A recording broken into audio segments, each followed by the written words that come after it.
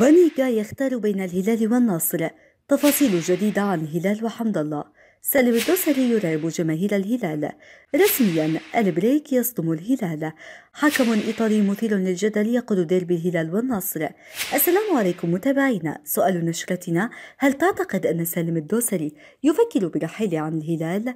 لا تنسوا الاشتراك في القناة وتفعيل زر الجرس. والآن إلى تفاصيل النشرة. ألمح النجم الأرجنتيني إيفر بانيغا صانع ألعاب الفريق الأول لكرة القدم في نادي الشباب إلى إمكانية رحيله عن الليوث الشبابية، بينما يبقى الهلال والنصر ضمن الوجهات القادمة المحتملة له. بانيغا البالغ من العمر 33 عام يبقى هدفا في الهلال والنصر منذ انضمامه إلى صفوف الشباب صيف 2020 قادما من إشبيليا الإسباني.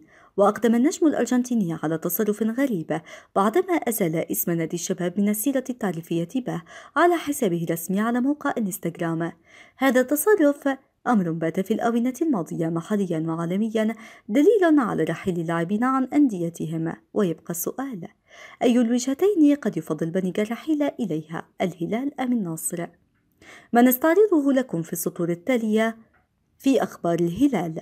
الهلال. أشار الإعلامي حسن الصبحان عبر حسابه الرسمي على موقع تويتر إلى أن بانيغا قريب من ارتداء القميص الأزرق مقابل صفقة تبادلية تتضمن انتقال الأرجنتيني لوسيانو فيتو البيرو في أندري كارلو النصر. لن يمانع أبدا المدرب الأرجنتيني ميغيل أنخيل روسو الحصول على خدمة بانيغا، بالنظر إلى أنهما عملا سويا في صفوف بوكا جونيورز عام 2007 عندما حصد الفريق لقب كوبا ليبرتادوريس ثم وصل إلى نهائي كأس العالم. وجه نادي القادسية الكويتي خطابا إلى الهلال لخوض مباراة ودية بين الفريقين خلال الفترة القادمة. وكشف القادسية في بيان رسمي عن أن الحارس الدولي السابق نواف الخالدي طلب من الإدارة اللعب أمام الهلال في مهرجان اعتزاله. وأعرب النادي الكويتي عن أمنيته في موافقة الهلال على المشاركة في المهرجان على استاد محمد الحماد، خاصة أن تواجد زعيم آسيا سيزيد الاهتمام الإعلامي بهذا الحدث الكبير. وطلب القادسية من مجلس إدارة الهلال تحديد الموعد المناسب لإقامة المباراة الودية في مهرجان اعتزال الخالدي. والخالدي أحد أبناء نادي خيطان الكويتي، والذي انتقل منه إلى القادسية في عام 2001، حيث ظل يدافع عن ألوانه حتى الاعتزال في عام 2017.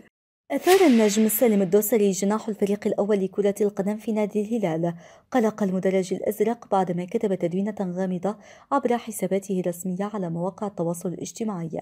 وسالم البالغ من العمر 30 عام يدخل الفترة الحرة مع الهلال يناير القادم 2022. وكتب الدوسري عبر حسابه الرسمي على موقع سناب شات: أنا لم أتغير، لكن ابتعدت عن كل من لم يعرف قيمتي.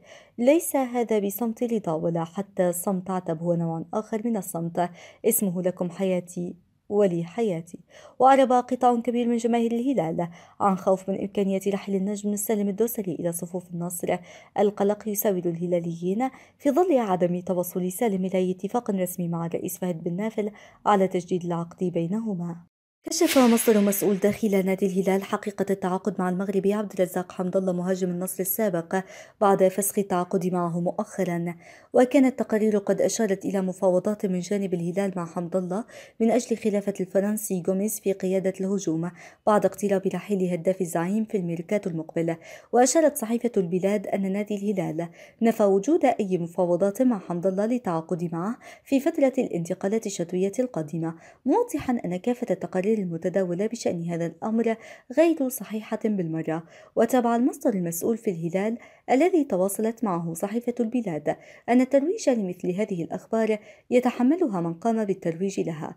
يذكر أن النصر أعلن عن فسخ تعاقد مع حمد الله لسبب قانوني مشروع وفقا للوائح الاتحاد الدولي فيفا، مطالبا بقيمة الشرط الجزائي المقدر ب20 مليون يورو.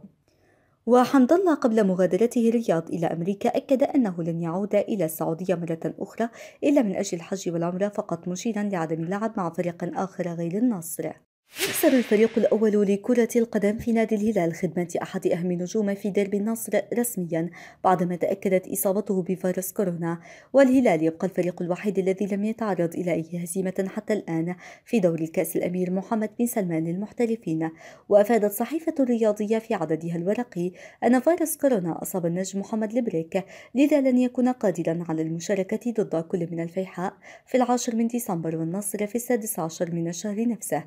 الصحيفة شددت على أن الهلال اضطر إلى إلغاء الحصة التدريبية احترازيا خوفا من انتشار فيروس كورونا، ولن يتمكن محمد البريك من المشاركة في مباريات الهلال القادمة أو التدريبات الجماعية ل10 أيام بسبب خضوعه إلى العزل الإجباري قبل مزاولة الحياة الرياضية بشكل طبيعي. يشار إلى أن الهلال يمتلك مع المدرب البرتغالي ليوناردو غارديما 20 نقطة في المرتبة الرابعة في دوري المحترفين. كشفت تقارير صحفية في ساعة مبكرة عن حكم ديربي الرياض بين الهلال والنصر في الدوري السعودي للمحترفين، ومن المقرر أن يلتقي الفريق الأول لكرة القدم من نادي الهلال بغريمه التقليدي النصر في تمام 8 مساء يوم الخميس الموافق ل16 من ديسمبر الجاري على ملعب الملك فهد الدولي في المباراة المؤجلة من الجولة الثامنة من دوري كأس الأمير محمد بن سلمان للمحترفين. وفقا لصحيفة الرياضية، فإن الحكم الدولي الإيطالي باولو فاليري يقود ديربي الرياض بين فريقي الهلال والنصر بالدوري السعودي، ويحتل فريق الهلال المركز الرابع بترتيب جدول الدوري السعودي للمحترفين برصيد 20 نقطة من 10 مباريات، بينما يقبع النصر في المركز السابع برصيد 17 نقطة من أصل 11 لقاء.